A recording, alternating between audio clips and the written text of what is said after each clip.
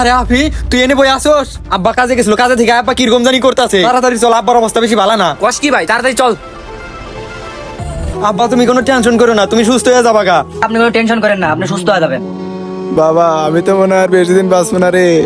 মইরা যাওয়ার আগে একটা কথা কয়া যায়, পয়সা থাকতে তোরা যেরকম মিলেমিশে থাকতাছস, আমি মরলেও মিলেমিশে থাকিস। আর যত জায়গা সম্পত্তি আছে আমি তো আর ভাগাভাগি করে দিতে পারলাম না, তাই মুখে কয়া যায়।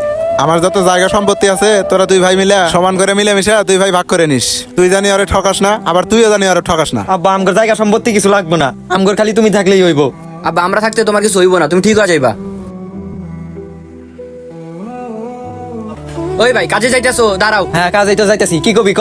আব্বা মরার আগে তো জমিগুলো ভাগ করে দিতে চাইছিল, তো ভাগ করার আগেই তো মারা গেল।